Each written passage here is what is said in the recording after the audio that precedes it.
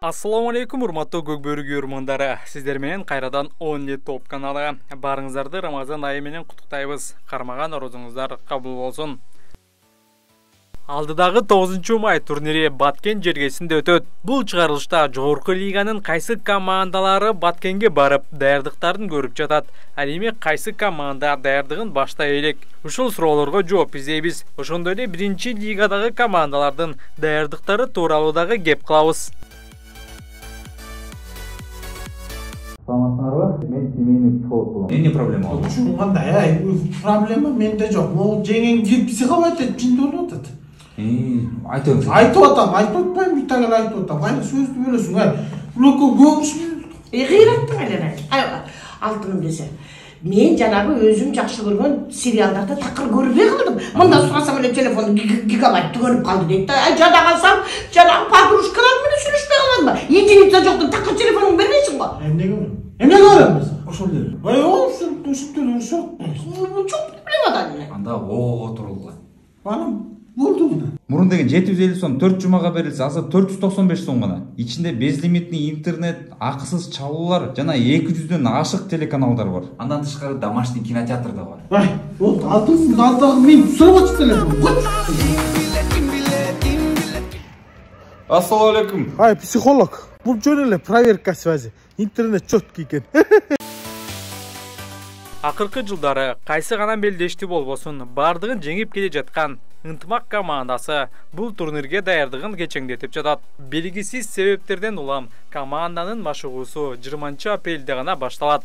Машыгуулар Талас жергесинде өтүп, андан кийин гана Баткенге сапар алат. Машыгуунун кеч башталышы ынтымак командасына терс таасирин тийгизип, чемпиондугун коргоо кыйын болуп калабы деген жеке пикирим. Сиздер бул ойго кошуласыздарбы? Комментарийге жаза кетиңиздер.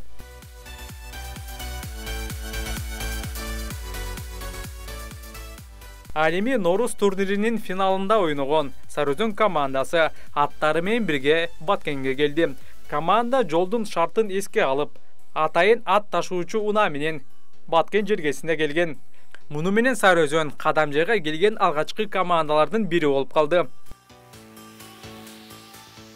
Сарыөзөн командасы сөзсүз түрдө чемпиондук үчүн негизги талапкер экендиги талашсыз. Бул командада бир топ өзгөрүүлөр болду. Аттары дагы жаңылангандыгы айтылууда. Ал эми командага Бекназар Аматов менен Адылбек Төлбеков келгендигин буга чейин биз сиздерге айтып кеткенбиз. Ош жергесинин эки командасы Достук менен Алато учурда Ошто даярданууда. Достуктун дагы, Алатонун аттары дагы, балдары дагы Ош жергесиндеги Төлөйкан ат майданында машыгууларды өткөрүп жатат. Норус турниринде биринчи лигада биринчи орунду ээлеп, жогорку лигага көтөрүлгөн Бакубат Таластагы даярдыктарын Талас жергесинде өткөрүүнү пландоодо.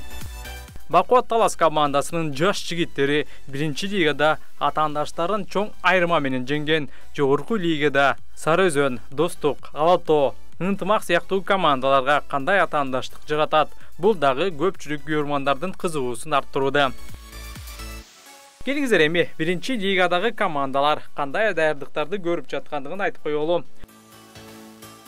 Буга чейинки чыгарылыштарда Намыс командасы чоң даярдык көрүп жаткандыгы айтылган.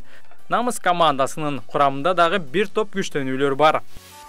Биринчи лиганын дагы бир фаворити бул сөзсүз түрдө Көкбөрү мектеби.